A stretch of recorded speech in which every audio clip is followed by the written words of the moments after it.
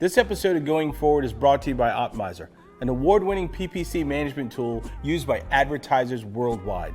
Save time and boost the performance of your PPC campaigns on Facebook, Amazon, and Google or Microsoft. Get a 14-day free trial at optmyzr.com/go/VIP. Welcome to Going Forward, where inspiring conversations with leaders and entrepreneurs shape tomorrow. Dive into the depths of their journeys, the hurdles they've overcome, and the insights they bring to the future. Let's get moving right here, right now on Going Forward.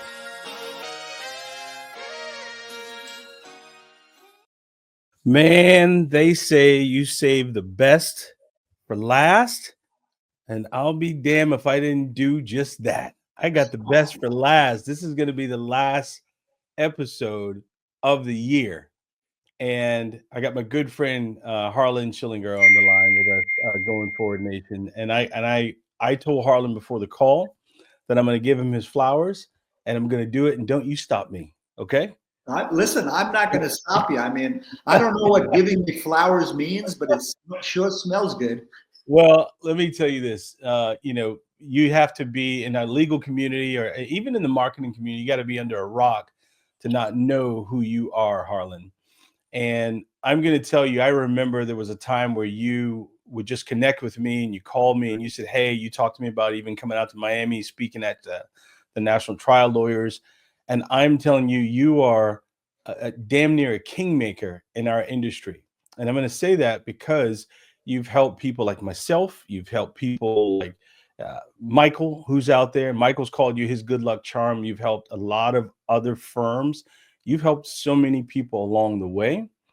And man, I'm just grateful to be able to know you. We can text one another back and forth. And, ladies and gentlemen, I want to introduce my good friend, Mr. Harlan, to the Going Forward podcast. Man, Harlan, I'm happy to have you, brother. You bet. But let me just straighten a couple of things out. First of all, you're not going to believe this, but I have learned more from you than you've learned from me. That's a fact. I'm not patronizing you. I'm just telling you the truth there. Second of all, look, we're good friends out of respect. I respect what you do and, how you go about things. You're of a different generation than I am. And I'll be damned if I don't want to pay attention to what you have to say because, otherwise, how am I going to learn? I mean, really seriously, think about that. They talk about old dogs not learning new tricks. I don't believe that. I believe in surrounding myself with young, vibrant, bright people. And I think that's what really brought us together, truthfully. Yeah. Harlan, you're real, man. You're real. It's like there's no BS in you. None. And I think life is too short for it anyway. But I mean, how did you just get to that approach, man, and have that confidence level that when you meet people, it is like no holds barred, straight up conversation, no bullshit when it comes to, what we do for a living? Well, I think my father taught me that. And certainly my father and my mother, they were very straight shooters, very humble people. My father was quite successful, lost a lot, and then had to regain, his presence. But I'll tell you what happened sometime earlier in my life. I came to a conclusion. Some of the things I was not doing, that I was doing, was not working, and I really had to. I think I got hit over the head a couple of times with a 2x6, and at that point I had to double down and take responsibility and really get to know who I am. And when you're happy or when you understand who you are in your own skin, I think that is a plus for everyone around you.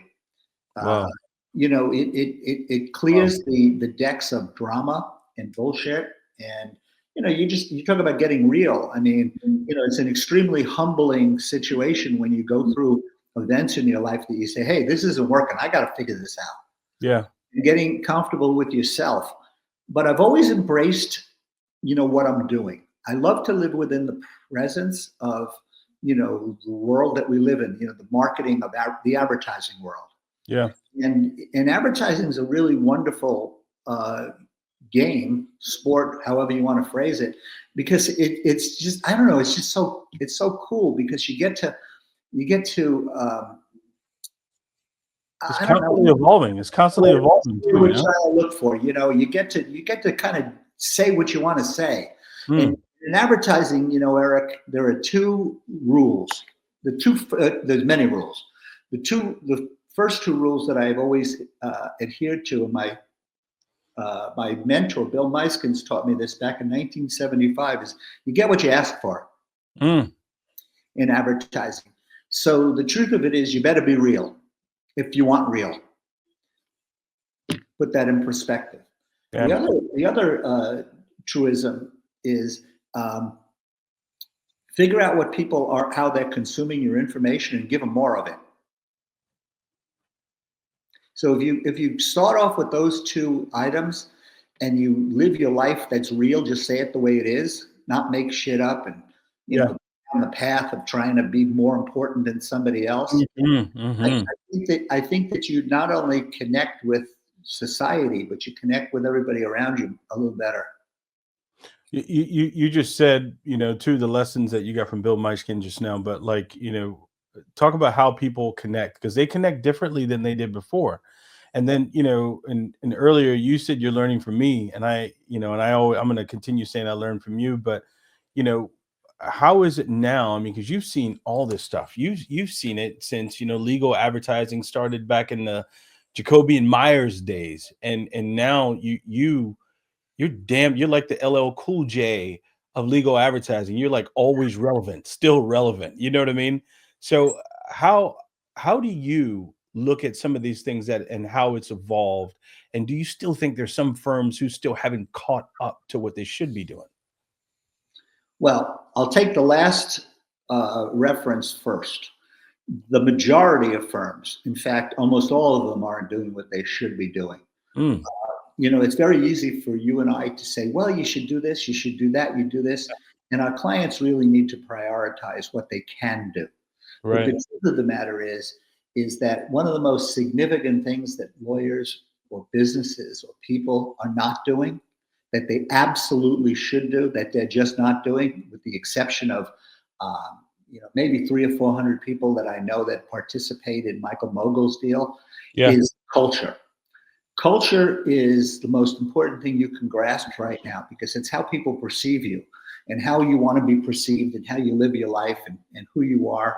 And the culture thing really comes into play in today's society with everything that's coming at everyone, with all the opportunities we have from social media to digital, now with AI. I mean, it's just coming at us like lightning. It's like, reminds me of Star Wars, come shooting the bullets at us, and you kind of have to duck and weave. But I think you have to prioritize. But you got to know who you are, and embracing a positive culture is probably the biggest opportunity that you have in society to separate yourselves from everybody else right now. Yeah.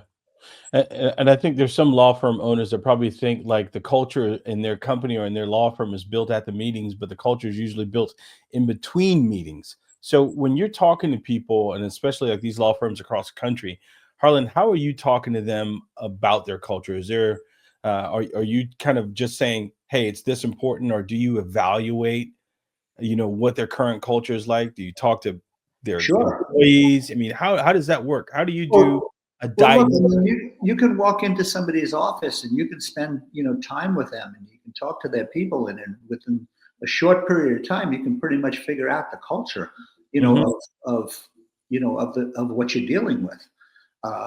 Culture is, it's kind of interesting. I'm just going to tap on Mogul for a minute, who's teaching culture. I have clients that are still participating in the X group 2 and 3 years into it, 4 years into it, and their culture is flourishing. They're finding people to work for them. They're making substantially more money because of the processes that they've opened up in the delegating of people. And then I have a couple of clients that quit because they don't have a culture problem. Well, the crazy thing, Eric, is that they have the biggest culture problem. They're constantly changing software. The inmates are running the asylum. Oh, I can't hire people. And it's the same. You hear it, the same. And so you sit back and you go, okay, these people don't get it. And I'm of the stage in my life that I just don't want to have to beat somebody up for them to get it. If they don't get it and they don't want to get it, what can I say? But determining somebody's culture and understanding how they live. If I come into your office, I'm going to know so much about you. If I'm going to have dinner with you, if I have dinner with you at your house, I'm going to know almost everything about you. And that's culture. Yeah. And that's what I was gonna ask you to kind of explain, because some folks may say like, well, people like working for me. Doesn't that mean I have a good culture? No, that probably means they just like getting their paycheck. That doesn't mean you have a great culture. You see, I just learned something from you. I love it the way you just put that. No, very seriously, that really encapsulates. It's right there. Some people go to work and they're exhausted after the day, and they said they work really, really hard, but they didn't. But they're tired anyway. But that's their thought. Look, culture is interesting. Culture is tangible, yet it's really intangible. It's how people feel about doing business with you. Wow. When you check into a Ritz-Carlton, they, in the hotel business, really pioneered culture. They embody their people to make decisions. They want to please you. And it really starts when you unload your luggage out of the cab or the car, and the bell person, takes a look at the tag, secretly calls the front desk. And that's how the front desk calls and says, "Hey, Mr. Schillinger, how are you?" "Well, how did you know it was me?" Yeah. Well, if you got put two together. But in this day and age, we are fractured. We are a divided society when it comes to how you treat people. I'm just talking about people, not politics or any of this. Right. But when people want to do business with people they like, they feel comfortable with. Our entire society, you talk about tools, or I'm using the word tools in our trade and what's coming out. We're a review society. Almost everything that we do, Eric, revolves around reviews. Yes. Your clients want reviews for this, they want reviews for that, they want reviews of this. Social media is a confirmation of reviews. So how do you get reviews? You have to earn them. And you can't fool people, especially in today's society. They have too many tools at their disposal to eat through the bullshit. And so who do you want to do business with? Wow. Do you think, and we talked about some firms just kind of not getting it now. Do like a lot of these tools now, where some of the tools actually kind of take some of the personalization out of things, or the hand-to-hand or the face-to-face, chest-to-chest kind of communication, like, and you brought up AI early.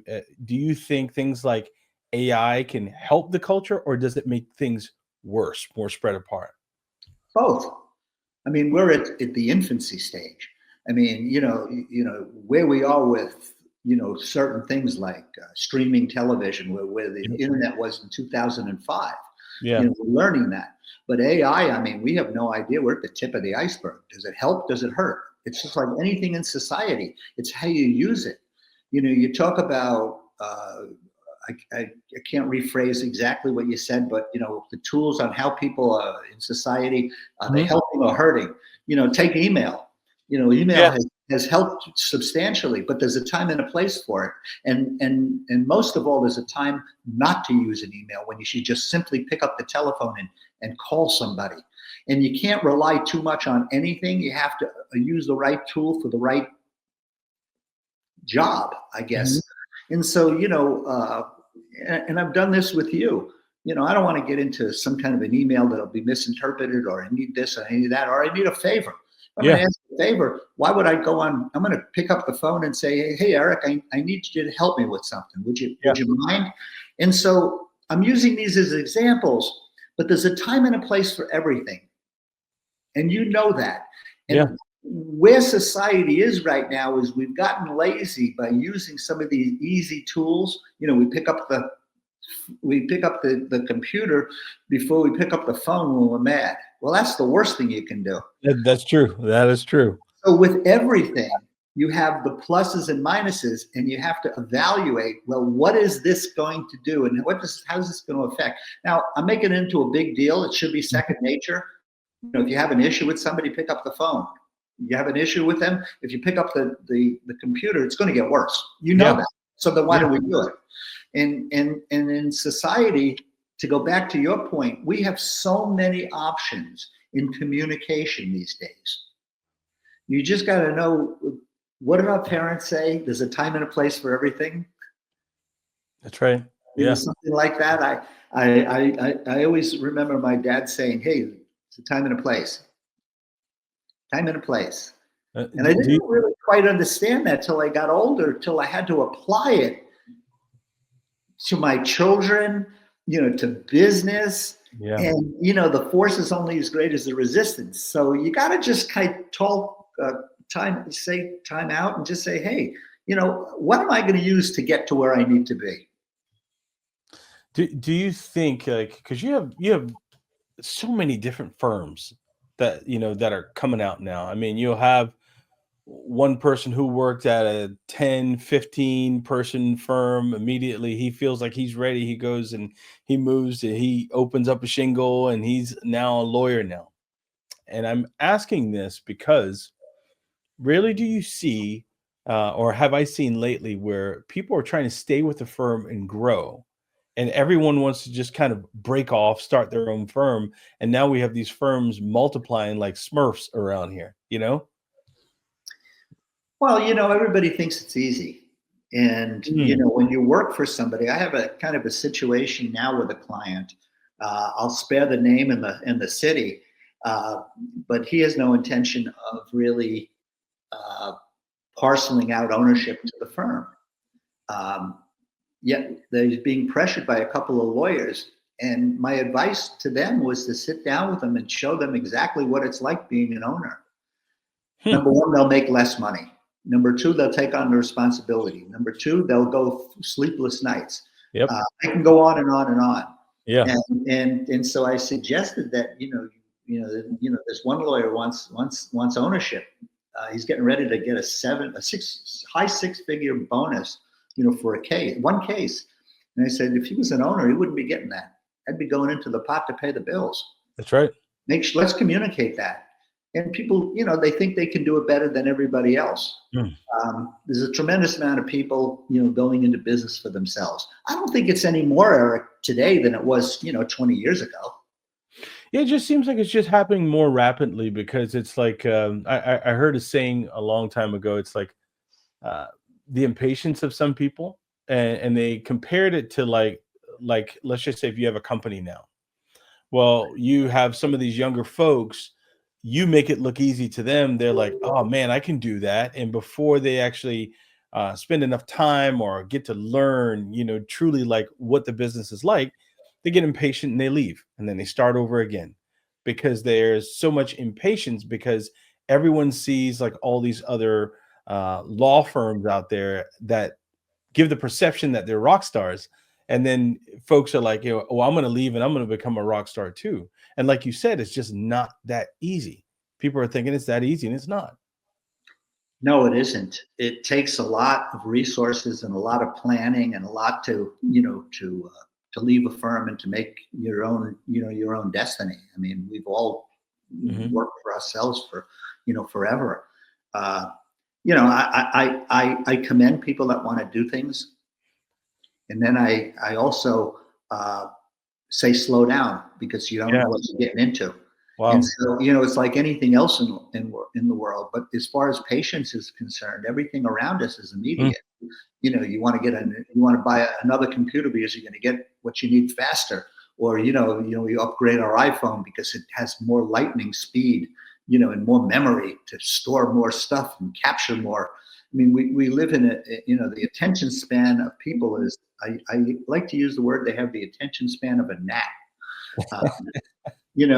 Patience is something that we're losing in society. We see that with our kids. Yes. Sometimes we're not as patient as we should be with them. They're not as patient in learning, but patience is taught. But it's an impatient society because everyone wants an immediate response. So what do you say to some of those firms? Like you said, some people want to grow their firms faster. Now, I I am one of those people. I want to be able to learn at a good pace so I can learn what winning feels like, learning what failure feels like, so that I can learn how to handle challenges when they come our way. But do you think some firms are actually just growing too fast? Yes, I think that they're looking at the money and they're trying to grab the money, and they don't Mm, have a good foundation, to prop everything else on. If you take a look at a firm, that it's easy to spend money on advertising. Okay, let's yeah. get them in advertising. Let's get cases in the door, but they're not necessarily prepared to handle the cases. Hmm. They think they are, and what happens is they wind up selling their client short. Okay, so they make some money, the client makes some money, but everybody really loses in the long run. What doesn't Wow. let me say they don't lose. They're just not winning the big ticket. The truth of the matter is when you build a law firm, you've got to be able to participate and execute the oath of office that you took when you became a lawyer. Every lawyer signed this, and I have never, ever, ever in the 49 years I'm doing this met a lawyer, no matter how good they are, that ever read the oath that they took, which is who they're working for. I will do this for my client. I will do this for my client. I will do this for my client. It's a paragraph. But they kind of skip over a lot. When you grow too fast, you don't have a good footing. I You don't agree. have a I good agree. 100%. foundation. And so people are very anxious to build the upper floors on a poor foundation. You've got to have a good foundation to grow on. And if you do have a good foundation to grow on, which means understanding exactly how you're going to process your business and how Yeah. you're going to handle your business and how you're going to deliver the product that you promised that client that signed up with you, that's the foundation we're talking about. I asked some firm owners, I asked them, and some of them, you'd be amazing how many of them don't know how to answer this question. I say, what kind of firm are you? And what kind of firm do you want to be? A lot of them have no idea. Like you made this comment just now, and it was spot on. And I remember doing a video like this about some people, they get the firm, they spend money, like you said, buying advertising is easy, and then they catch up to what they've spent versus knowing exactly what kind of firm they want to be. Well, that's a very, very interesting topic, which we could talk about for forever. Yeah. It's interesting. I have a parallel question. I love to ask somebody this in an interview or sitting around dinner. What's your passion? Hmm. And of course, people say, "Well, my passion. Let me see, my work, my family." No, I'm not talking about that. But Yeah. to define who you are and what you want, I have a very dear friend, Michael Berg from Berg Simpson. I once asked him, I said, "So what do you do?" And you know what he answered me? He answered to me. He says, "I go after the bad guys." I thought that was such an apropos answer. Normally somebody says, "Well, I'm a lawyer." Well, I know you're a lawyer. Well, what kind of lawyer are you? Well, person. I go after the bad. He knows exactly what he's doing.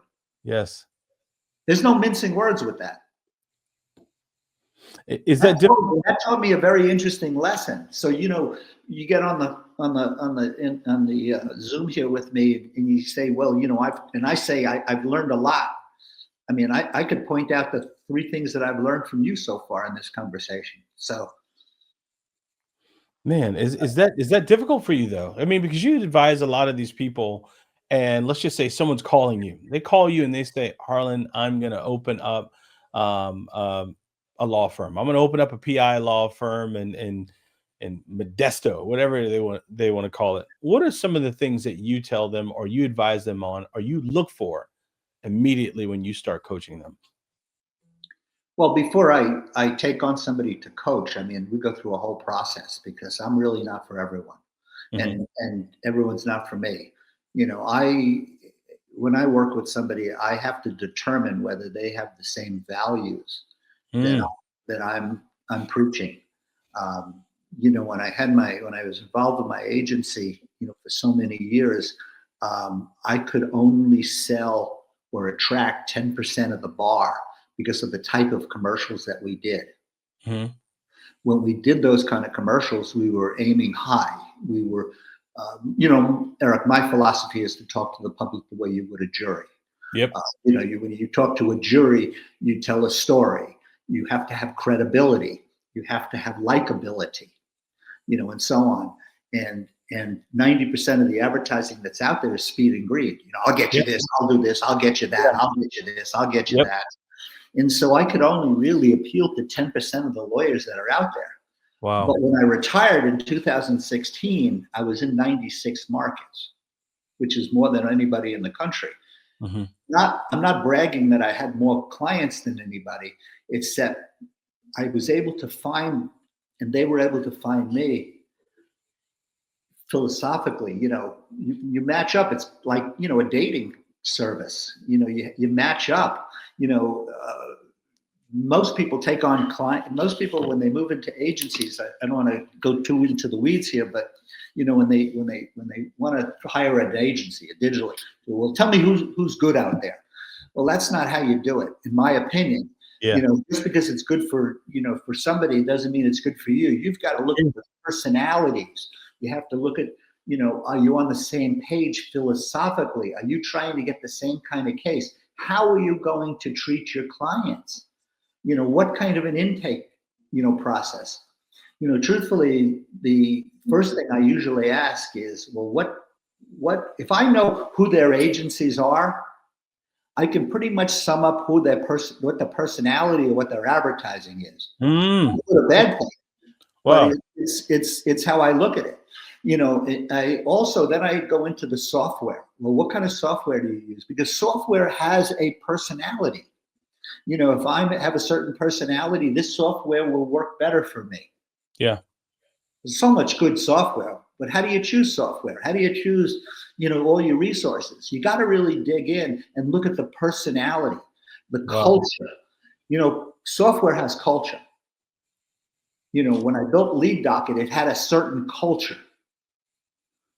And if you don't have that kind of a culture and understand that kind of culture, it's never going to work for you. You brought up culture a couple of times. Now, let me ask you, can a small firm have great culture? And Absolutely. Can a small firm have better culture than a bigger firm? Is it harder, for either or? Boy, that's a question nobody's ever asked me. Yeah. I mean, culture has nothing to do with size. It has to do with the owner's, how he wants to, how they want to run that deal. Yeah. What's the thing? I mean, what's your deal? I mean, look, you have a certain style in when you dress. You and I actually have a closer style than most people. Isn't that kind of funny? Look at that. We're dressed alike today, man. Well, we have a similar style. Yep. And I've noticed that. We know each other a number of years, and when you come to the table, you between your sport jackets, we have a very similar style, and that's our style. Yeah. But culture is the same thing. Man, Harlan. You can't teach culture. Culture, you either understand it or you don't. Let me take that back. You can't teach culture because Michael Mogul teaches culture all day long and changes firms and changes their culture and their clients are thriving. It sounds like I'm pitching Michael. I'm not. What I'm trying to No. Michael's a friend, and we've had Michael in here before too, and I'm sure that listeners would really appreciate that too, because I think what Michael is putting together, and we'll have to probably send him a copy of this too, is that it's not just about just the dollar figure. Yeah, you're going to get some value from it, from what he's doing and what he's helping you put together, but he's really helping them learn and understand their business, because the thing that he's teaching, they ain't getting that in law school, Harlan. They're not getting that in law school. Well, law school has 1 hour of business, so they're not getting anything out of this from law school. But when you talk about culture, the reason culture is so important is depending on the culture will depend on how you attract people and the kind of people that you attract.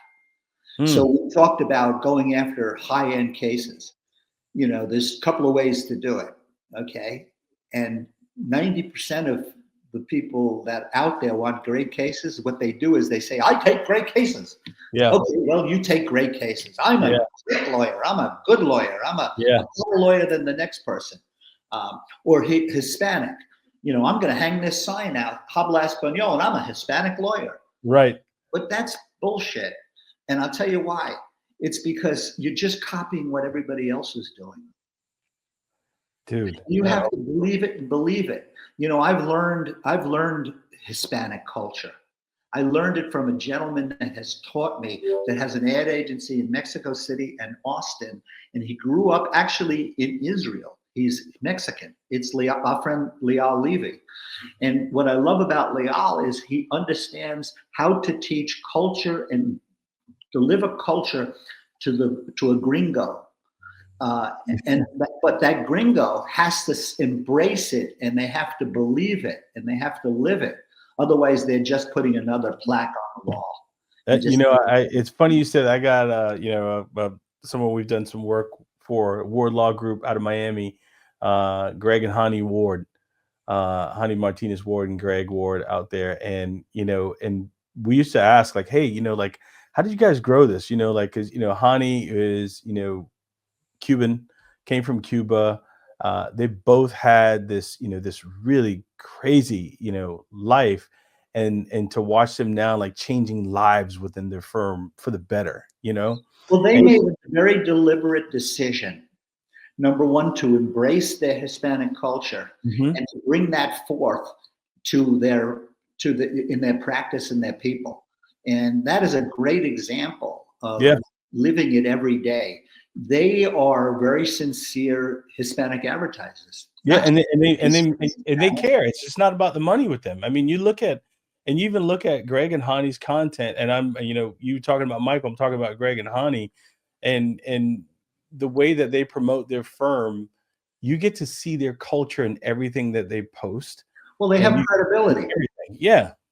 And that's the difference. And when I made reference to just hanging a sign Habla Español, I mean that's disingenuous. Yeah. Or I really should say that. How do I say it better? It's one way to do it, but there's no substance to it. You got to live it. You got to live it and breathe it. But more importantly, you have to believe it. Yeah. And as an owner, we go back to, whether it's Crisp or whether it's, anybody that's teaching something. The worst thing that a teacher can do is have a student that doesn't want to learn. Wow. And or doesn't believe what the teacher is saying, or doesn't embrace it. But it all comes down to listening too. And that's a whole nother conversation, that we are borderlining, listening to people.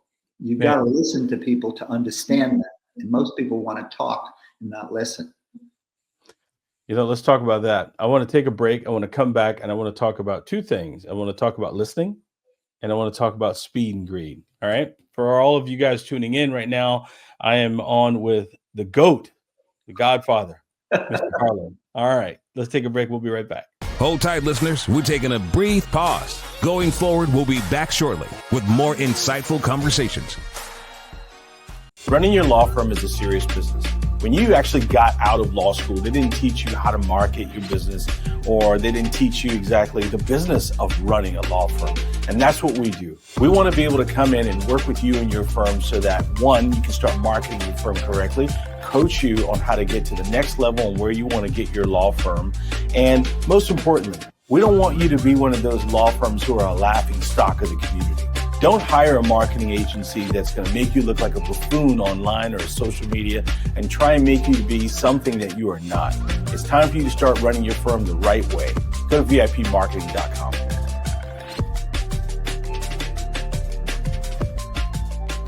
Welcome back to Going Forward. We hope you're recharged because we've got an exciting second half waiting for you. Get ready to dive deeper and be inspired. Let's keep the momentum going.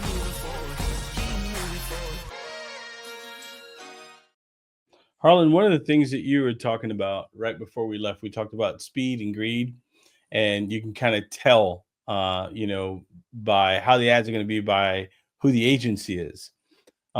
the speed and greed, however you want to call it. Like, I've heard people say things like how you nicely put it, like, you're talking to a jury. And I think a lot of the people, like, the consumers, before they even pick up the phone, they're confused.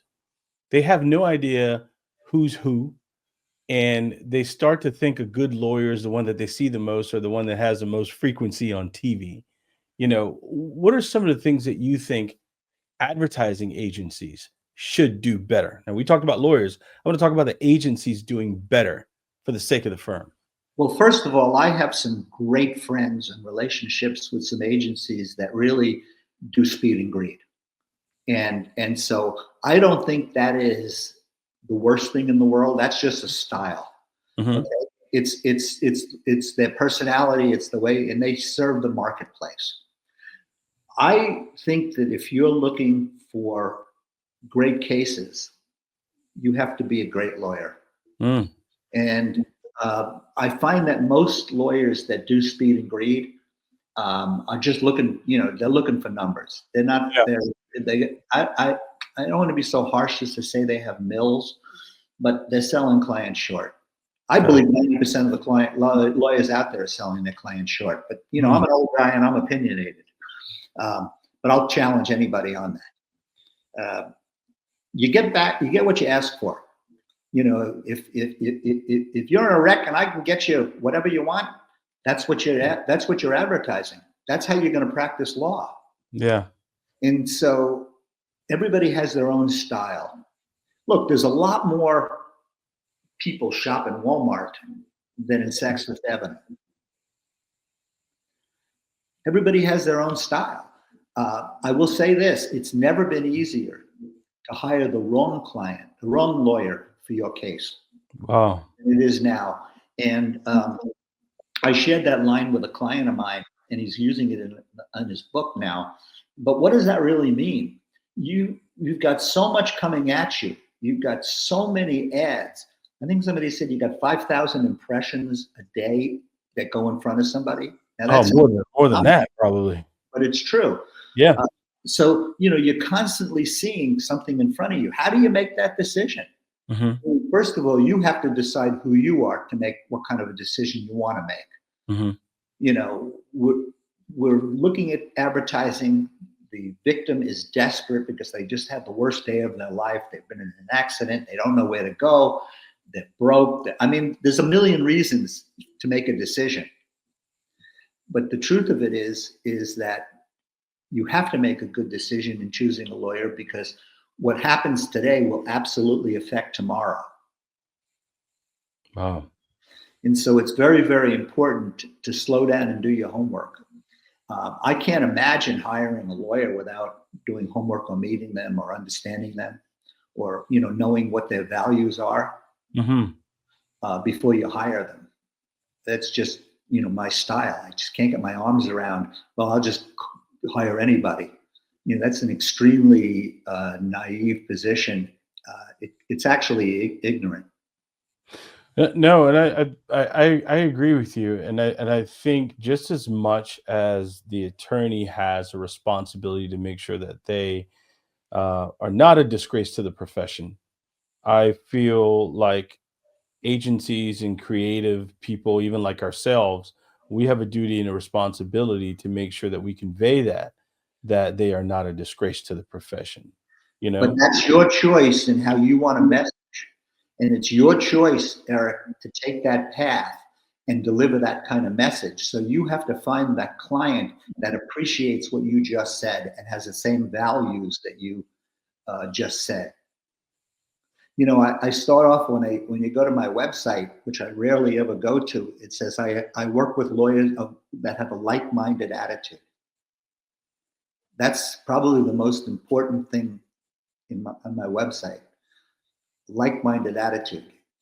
Opposites, they say, attract, but values, you have to have the same values. So when you're advertising, it's kind of I can't imagine somebody, being an absolutely fantastic lawyer, which means that they're really working very hard for their client.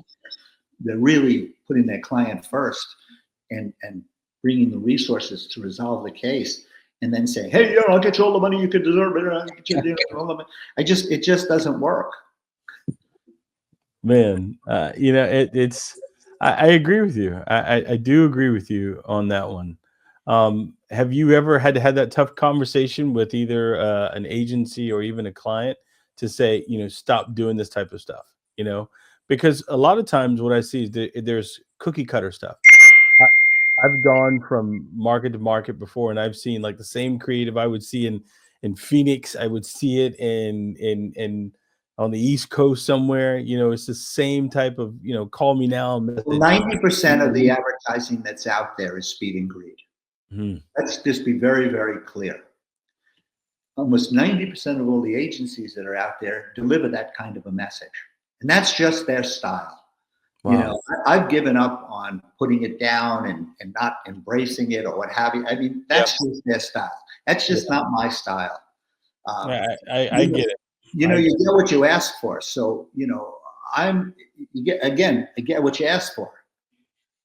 I've been in some very serious conversations. I had one particular client that was, I don't want to mention the name, was huge. We were taking in about 1,250 cases a month and brought them up to 1,850 cases a month. And what was missing was credibility. Certainly a financial success, with the lower number. And I brought in a lot of credibility and testimonials and wanted to videotape a lot of the community involvement. I wanted to add credibility to it. And the day that I left, the agency removed everything. Now, where do you think they are? They're right back down. Right back down, yeah. And they're very happy because they're still making, the owner is still putting $15 million in his pocket every year. But it's a different style. He didn't, when I left the scene, they didn't have to answer to me. So let's go back to what we like. I want to see myself on TV all day long. I don't care what happens. I mean, kind of making fun of it. But look, the firm is a very successful firm. I'm just talking about attitude. Got rid of everything, yet they're still doing okay. My style is credibility. If you want to hire a good lawyer, you better find out if they're credible, not how much advertising they spend. Harlan, there's a lot of different places for lawyers to go and learn, or just different conferences. Like we're getting at what I kind of call conference season, where everyone's throwing a conference, every lawyer summit, this, that.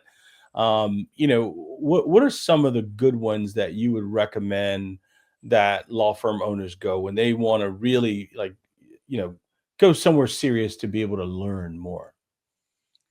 I think that you learn at every conference. And the reason I say that is because even a bad conference, you'll learn what not to do. And that's very, very important. That's a great point. My circle of conferences, certainly I'm one of the, the founding people in National Trial Lawyers. So I'm very entrenched. That's our Super Bowl of lawyer meetings. Mm-hmm. In January. I mean, just look at the who's who and the speakers and what have you.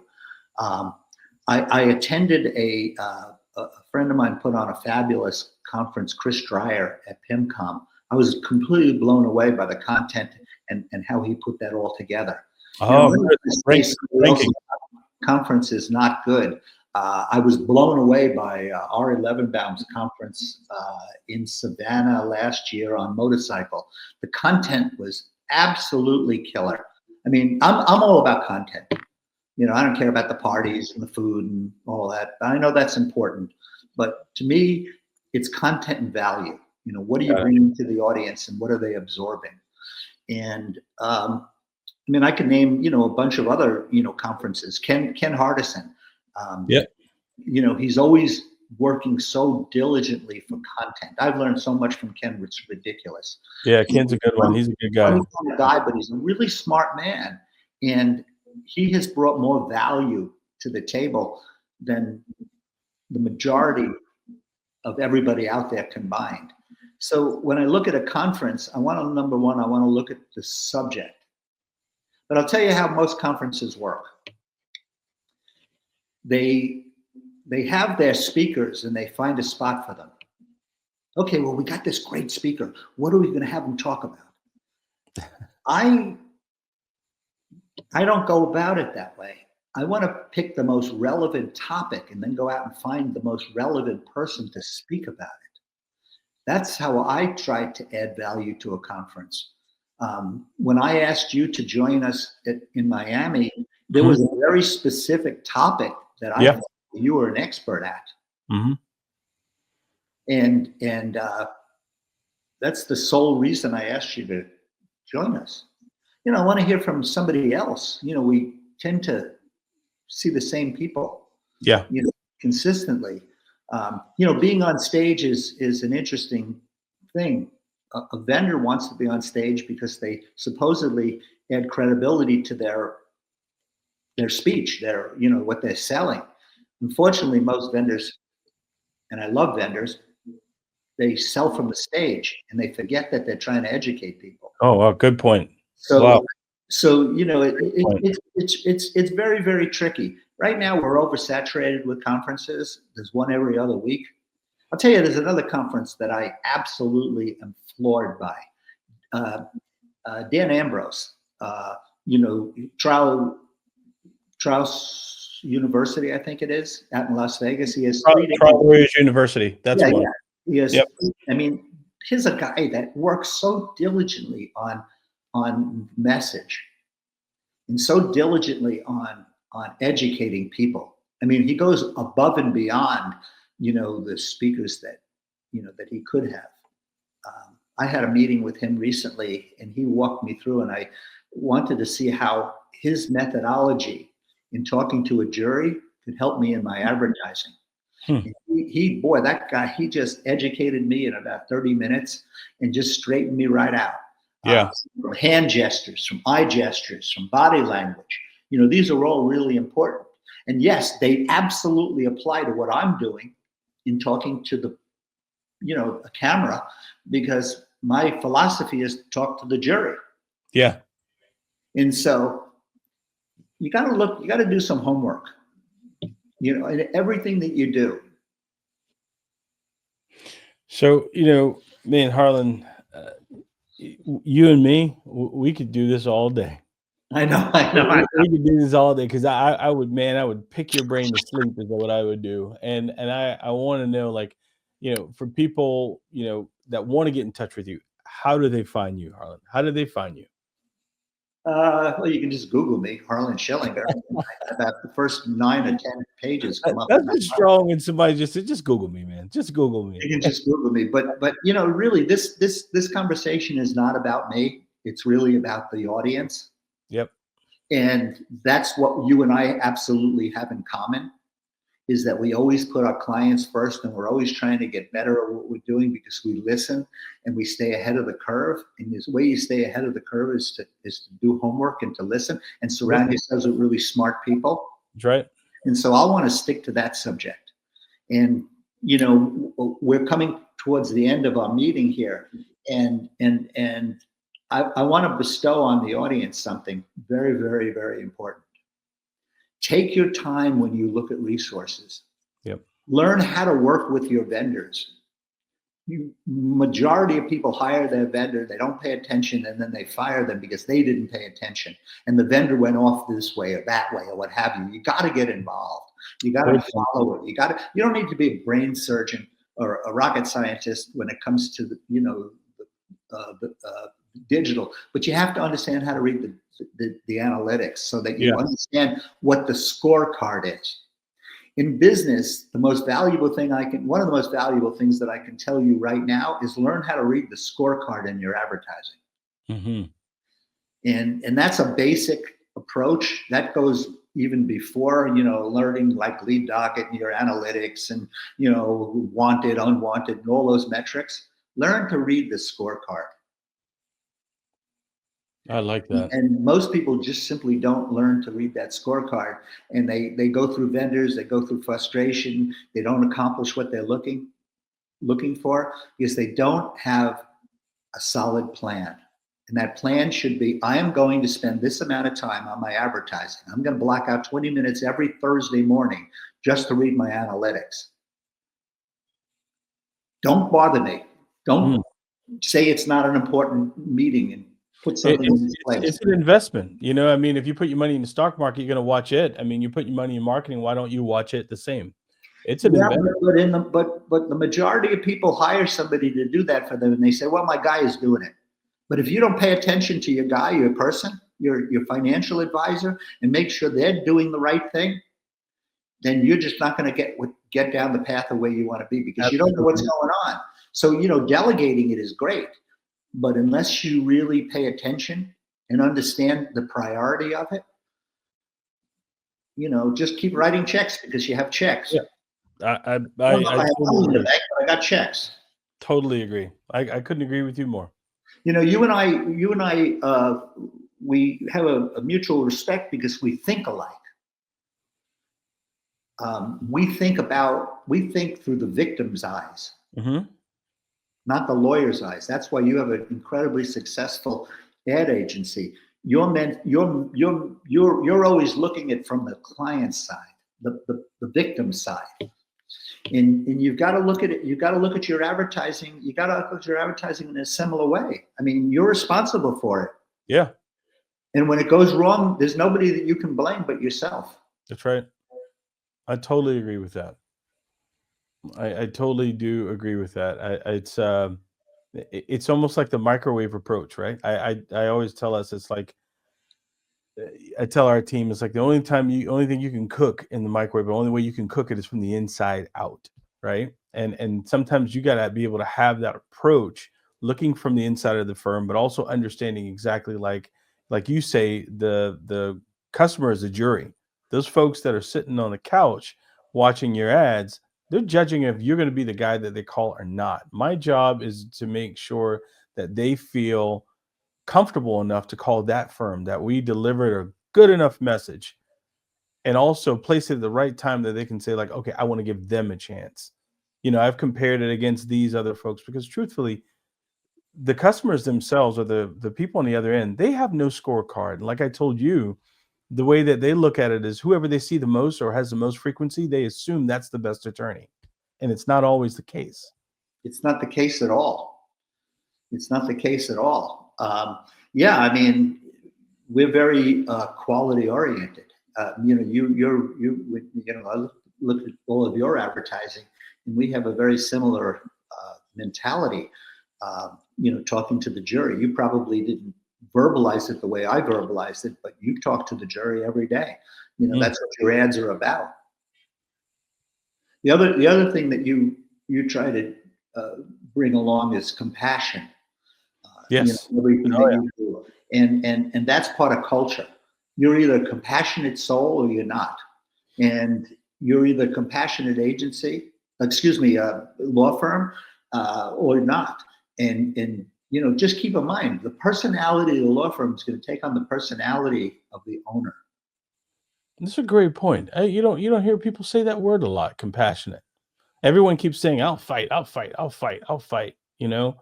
And they just, I'll tell you, like I heard one lawyer say, he would say he's a good lawyer, and man, he knows his stuff. And I remember him telling me, he said, man, one of these lawyers who were advertising, he said, man, they didn't even know what side of the courtroom they were supposed to sit on, is what he said. And I said, you got to be kidding me. He said, absolutely. He's like, these guys don't know what's going on. But I said, guess what? You have a duty and a responsibility to advertise your firm, to let people know who you are, you being the good lawyer. I will tell you that I know a lot of really fantastic lawyers. I have some incredible clients that are just, national, symbols of great lawyers, and they have compassion. They understand. I learned that. I mean, in the middle of the toughest cases that they're dealing with, whether it's a Mark Aragos or Mark O'Mara or John Romano or Howard Nation. I mean, I can name these, Michael Berg. These people understand compassion, and when they're managing their case in front of the jury, you have to be compassionate, because it's what happens after you leave the courthouse that's going to happen. With medical care, with what you're fighting for is somebody's quality of life. Now, if that's not led by compassion, what is? Wow. You're dealing with their quality of life. Man, You know, I everybody chooses what they want to do in life, where they want to be, what car they want to drive. And all of these things are representative of your own culture in life. You know, I know a billionaire that rides in an old Toyota. Um, and, you know, I know another billionaire that, you know, just can't buy enough Bentleys. So it all depends on, you know, what your culture is and what, you yeah. know, how you want to come across.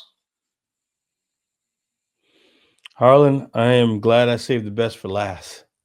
You know, I am, you know, I enjoy talking to you, man. You know, even every now and then when we're just chatting, hey, how you doing? No agenda, just how you doing? Just thinking about you, you know, because tomorrow's not promised to any of us. And I think it's all whenever it comes to your head or your heart, you got to get it out, man. And I appreciate your friendship, my friend. I do.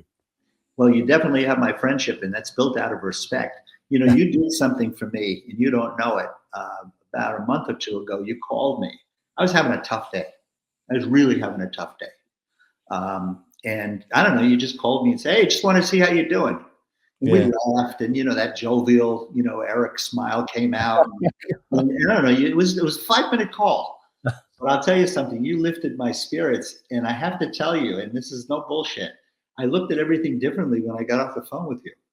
Yeah. It was weird. It was cool. Man, I say it because I'm just so humbled by it.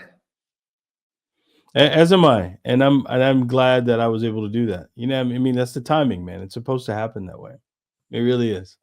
Well, you know, I think if you want to be successful, and I'd like people to walk away from this podcast with something to hold on to. If you really want to be successful, treat people the way you want to be treated.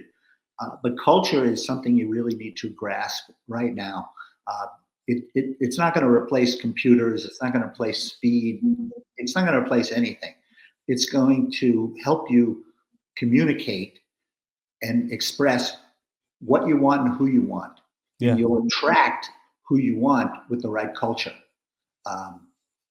You know, it's just back like a Ritz-Carlton thing, or I checked into a hotel in Indianapolis the other day. It was 1:00 in the morning. I got in, and it was a Hilton True, which I don't usually stay at. You know, bare bones hotel. Yeah, I know exactly. We have an office in Indy. I know on Market Street, North Market Street. I know exactly what you're talking about. In Lawrence, I think. And the two ladies that were standing there at 1:00 in the morning were cool. Man, I got in, I was exhausted, you know, I was frustrated, blah, blah, blah. And I had to get picked up. I was getting picked up at 7:45 the next morning. Anyway, long and short of it is, I slept better. Those people greeted me.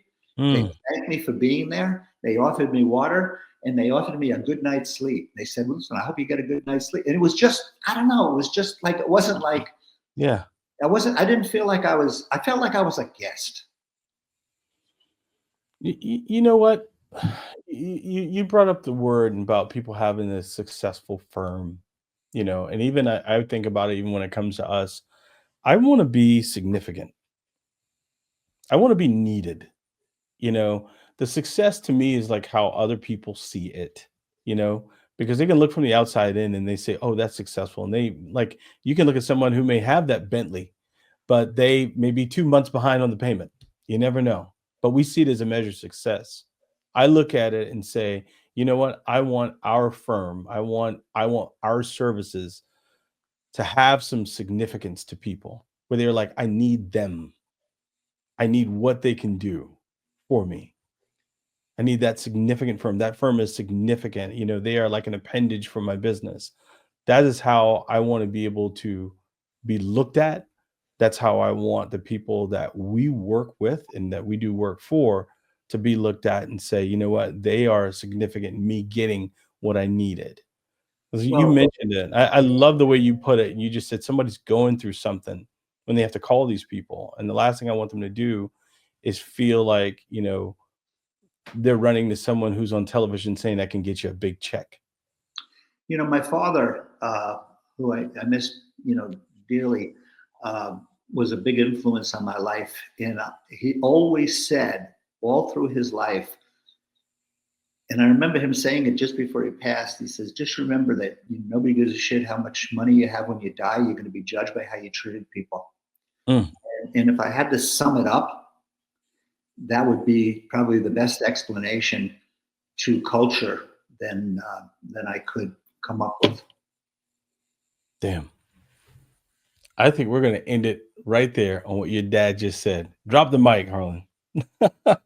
Man, Harlan, again, I want to give you those flowers again. Just tell you, man, I thank you. I thank you for your friendship. I thank you for just being a force. You're one of those people, man, a conference isn't right until you're on the stage with it. So I appreciate you. I thank you for everything, even for what you've done for us, my friend. And we have a very equal relationship. Yeah, man. We never want to take from each other. We just give to each other. But, giving in life, if you want to run, I know people that have their firms, their agencies, what have you, or whatever it is in life, can I get some advice? Well, I charge. This is what I'm going to do. I mean, I have given more advice away, but you want to know something? The more I give, the more you get back. At the end of the street, at the end of the week it's just absolutely amazing. I mean, my marketing is to give. And if somebody likes what I have to say, you'd be surprised. They pick up the phone and they hire you. Absolutely. Been there before.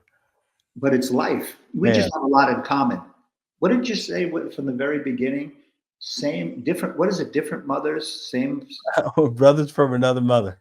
There you go. That's what we are, man. Harlan, thank you, man. To our going forward nation out there, man, I hope you guys have a very Merry Christmas. I hope you enjoyed this episode. And make sure you follow my good friend Harlan out there and just see exactly not only the firms he touched, but the lives he also touches as well, too. This is Going Forward. Thank you, Harlan. If you enjoyed today's episode, please take a moment to rate our podcast and share it with a friend. Every share, every comment, every rating propels us forward. For more content, insights, and updates, visit ericelliott.com. Remember, your journey, your story is what keeps us going forward. Until next time.